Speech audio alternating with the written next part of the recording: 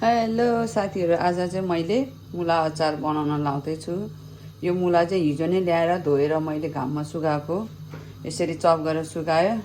अहिले चाहिँ अलि साह्रै एकदम सुक्ने गरेर चाहिँ सुक्नु हुँदैन, यसलाई चाहिँ यतिको चाहिँ एकदम ठिक्क हुन्छ। त्यसपछि मैले यो जिन्जर र गार्लिकको यो यसरी चौटा चौटा बनाएँ। त्यसपछि हरियो खुर्सानी, अनि त्यसपछि यो चाहिँ तोरीको, अब यो तोरीलाई चाहिँ हल्का भुटेर यसलाई चाहिँ यसरी अब यसलाई मसिनो बनाएँ, पिठो बनाएँ, धुलो बनाएँ।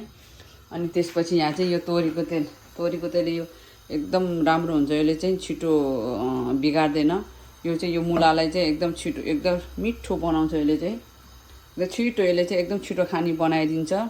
त्यसपछि तेल तताछु। त्यसपछि यो तेलमा चाहिँ मैले यो मेथी भयो, अनि त्यसपछि यो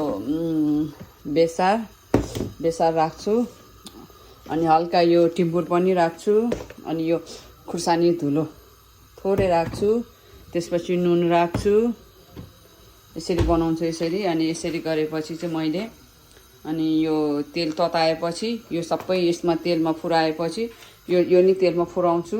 यो लसुन र यो अदुवा पनि, यो खुर्सानी पनि, अनि यसमा राख्छु, यसमा मल्छु। हेलो साथीहरू, अब चाहिँ यो सबै यसरी मल्ने, यो सबै यसरी तोरी तेल सबै यसरी हरियो खुर्सानी सबै मल्यो, नुनहरू खुर्सानी धुलो राखेर।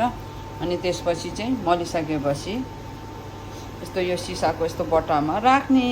त्यसपछि 2-3 दिनमा घाममा राखेपछि तयार हुन्छ खानालाई।